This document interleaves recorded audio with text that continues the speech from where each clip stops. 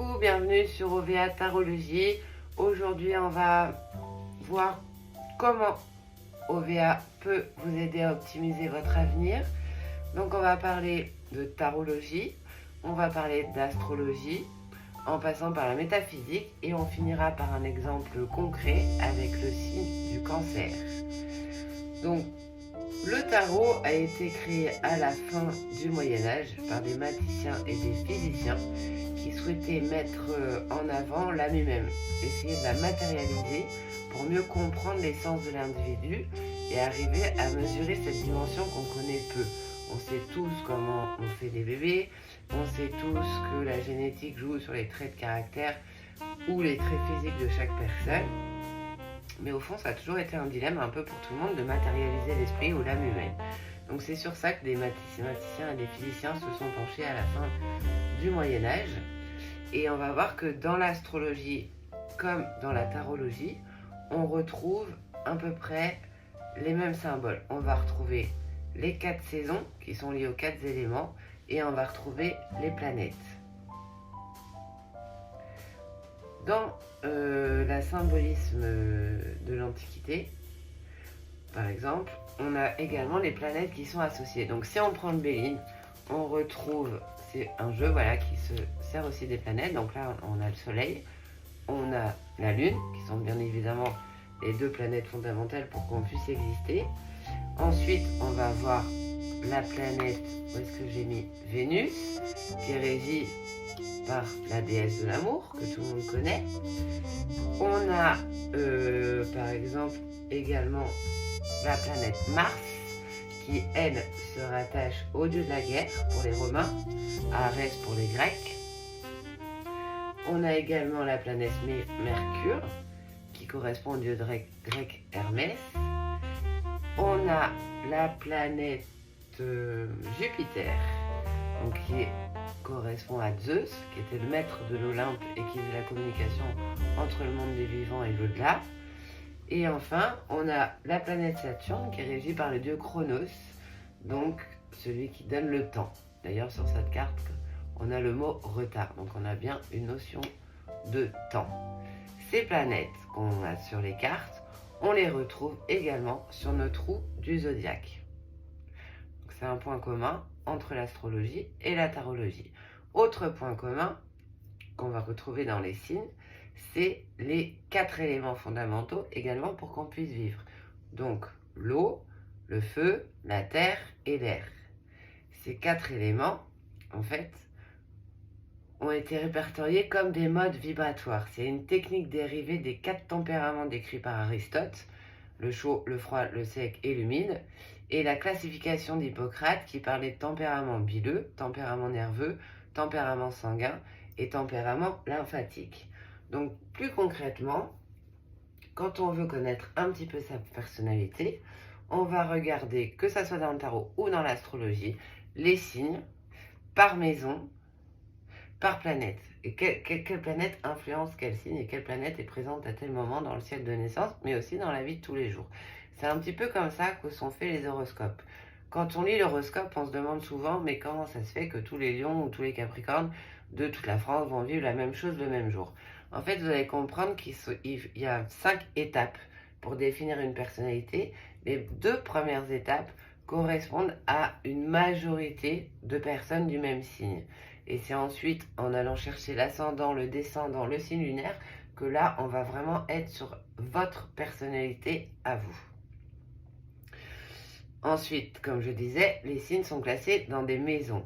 Les maisons, là, vous les avez là, on les voit mieux, hein, les maisons du zodiaque. Il y en a 12, comme les 12 signes du zodiaque. Chaque maison correspond à un domaine d'existence de notre vie. Les planètes qui influencent ces maisons correspondent aux énergies qui s'activent dans le domaine concerné. Et ensuite vient le signe astrologique qui définit notre caractère et la façon dont on va gérer chaque domaine de la vie.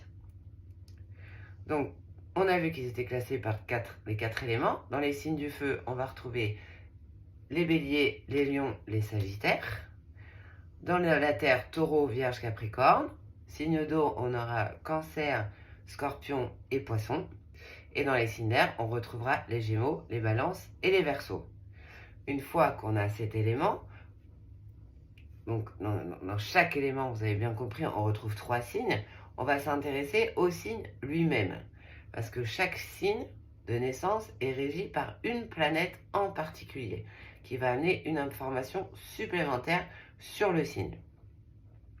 Donc le signe de naissance est gouverné par une planète et en plus, il est dans une maison. Voilà, donc si par exemple, je prends le Cancer, il est gouverné par la Lune et il est en maison 4. Voilà. Une fois qu'on a défini ça, on regarde l'ascendant. L'ascendant qui est placé en maison 1 et qui est lui-même géré par une planète. Donc là, c'est pas forcément Mars, hein, ça dépend du ciel de naissance. Donc, il est géré par une planète. Et qu'est-ce qu'il va apporter comme information? Donc là, on en vient à des précisions sur votre personnalité. Il correspond à votre moi, à votre attitude générale, à votre personnalité, à ce que vous voulez montrer de vous-même aux autres. Et ensuite, on va calculer le descendant, donc qui est dans la maison opposée, en maison 7, qui lui-même va être régi par une planète dans votre ciel de naissance, et qui va nous informer sur l'image que vous renvoyez aux autres, la façon dont les autres vous perçoivent au premier abord et comment vous allez gérer vos relations avec les autres. Donc le descendant, on le regarde beaucoup, par exemple, pour tout ce qui concerne la vie sentimentale et la vie relationnelle. Et enfin, on aura en dernier le signe lunaire, qui est d'autant plus important chez la femme, parce que les femmes sont quand même relativement influencées par la Lune. Et là, on va avoir des informations sur votre propre émotivité intérieure, sur votre vie profonde, sur la façon dont vous gérez vos émotions.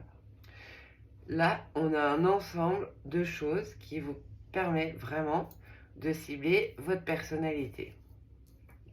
Donc après, on peut prendre un exemple, comme je disais tout à l'heure, sur le signe du Cancer.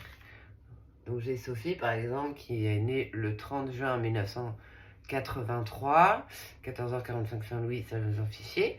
Donc à sa naissance, le soleil était en Cancer, donc elle est Cancer. L'élément, on a vu du Cancer, c'est l'eau. Et l'élément révèle qu'elle est dans un univers du ressenti, mais avec un air logique et rationnel. C'est une personne, comme toutes les autres personnes du signe d'eau, qui se distinguent par leur sensibilité, un certain conformisme, une bonne intuition en général, beaucoup d'empathie pour les autres. Toutes les personnes du signe d'eau sont aussi plutôt des personnes sentimentales, rêveuses, souvent idéalistes et qui attachent de l'importance à leur entourage et à leur environnement. Ils ont une gentillesse qui est plutôt spontanée, assez instinctive, mais qui peut parfois laisser place pour l'entourage, c'est un peu surprenant, à des mouvements un peu des sauts d'humeur inattendus, avec des pointes de susceptibilité parfois un petit peu exagérées. Et en amour, ça sera plutôt des personnes très attentionnées, qui mettent beaucoup de sentiments et d'émotions dans leur relation, et qui chercheront une relation basée sur la confiance et sur le long terme. Donc ça correspond au signe d'eau. Ensuite, si on regarde le Cancer qui est gouverné par la Lune, on a une information un peu plus précise sur le Cancer qui nous dit que les personnes Cancer sont plutôt rêveuses, cyclotimiques, avec des humeurs qui changent en même temps que la Lune. La Lune a des cycles. C'est des personnes imaginatives, hypersensibles, attachées à leur passé et à leurs origines.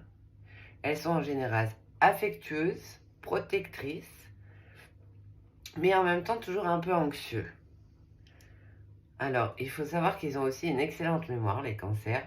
Donc attention à ce que vous dites à un cancer, à une personne cancer, parce que cette personne-là ne sera pas prête de l'oublier. Elle peut s'en rappeler longtemps après. Et comme ils ont un côté très réceptif et très réactif à tout ce qui peut les stimuler, ils peuvent parfois être amenés à dramatiser un peu les choses. Voilà, donc là on était dans le cancer en général.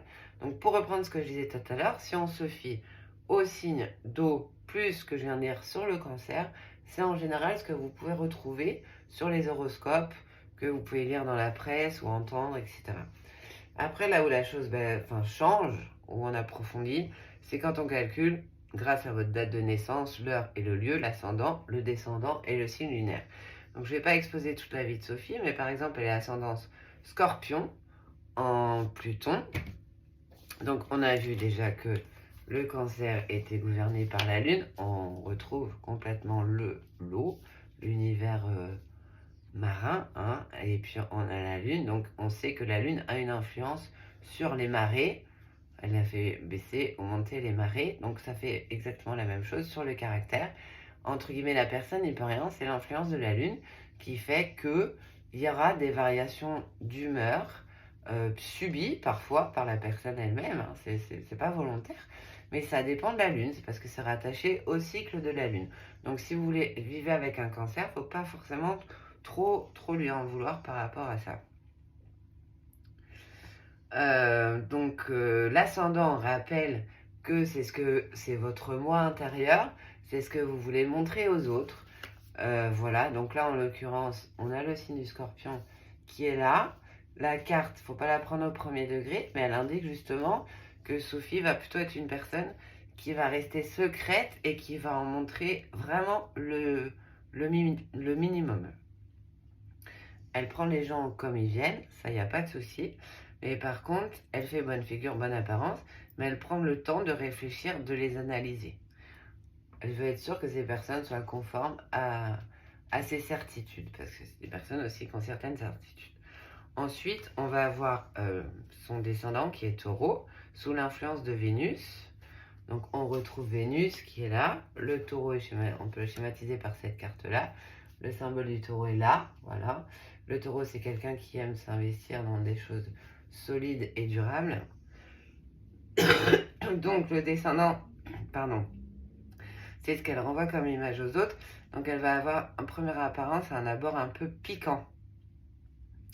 Voilà, mais encore une fois, c'est juste une première apparence qui ne veut pas dire qu'elle est piquante. C'est juste le temps d'observer. On rejoint le Scorpion qui va piquer. Avec l'influence du Taureau, elle cherchera plutôt le contact de personnes simples et avenantes qui ne seront pas prises de tête. Mais avec l'ascendant Scorpion, elle aura toujours la crainte du pire. Donc elle envisagera toujours le pire, donc elle sera toujours très méfiante. Et avec son signe lunaire qui est Poisson, on retombe le Poisson, c'est un élément de l'eau. C'est en maison 4. En plus, donc c'est gouverné par la Lune une nouvelle fois. C'est une personnalité qui se montrera très sensible et spontanée à la fois. Donc ça, c'est dans son besoin émotif intérieur. Ça lui engendrerait pas forcément de la timidité parce qu'elle est toujours prête à apporter son aide. Mais il faut que ses émotions ressortent. Elle aime s'exprimer pour apporter son aide. Elle pourra paraître influençable vu l'extérieur, alors qu'en réalité, elle est absolument pas stupide du tout. Au contraire, elle observe encore une fois, elle aime s'inspirer de tout. C'est comme ça qu'elle investit ses émotions. Elle regarde tout, elle s'inspire de tout. Ça l'occupe beaucoup, elle adore regarder.